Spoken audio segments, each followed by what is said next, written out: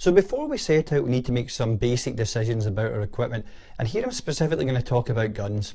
For a flight to split, we can take one bag with a maximum weight allowance of 20 kilos.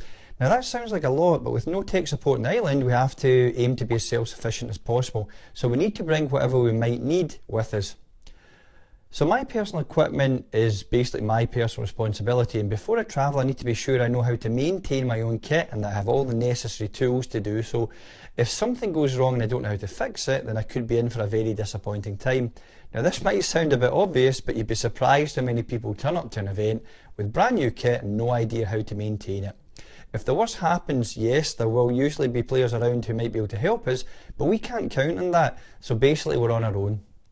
What this means is that any kit we bring has to be tried and tested, rugged and reliable.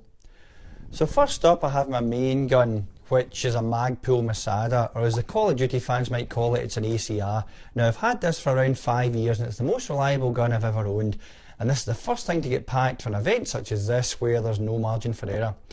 It's fairly long, but it's also light and accurate, and it's got a good range, which is important because the terrain on the island is very open in places. For a large portion of the event we'll be moving around either at night or in the tunnel networks where there's no ambient light whatsoever, so if you can't see you can't operate, and therefore a tactical flashlight like this is essential, and for the same reason I like to use a red dot sight. Now even though I'm limited to 20 kilos, because we're playing in such a remote location I always take a spare gun, and in this case I'm going for an MP5K. If the worst happens, because I've got a spare, I can change it over without having to worry about fixing it until later. Now this MP5K is actually quite heavy, but again it's accurate and the range is okay, and the folding stock makes it ideal for playing in the tunnels. In an ideal world I would take two guns that use the same mags, but to be honest I usually travel fairly light, so I'll be able to squeeze in the extra weight. Again I've got a tactical flashlight and a red dot sight, and both guns have single point slings which work well for me.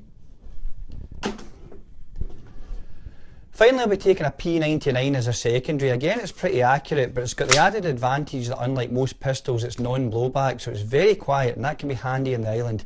I prefer a separate flashlight for pistols. At times you might want to use it separate from the gun itself.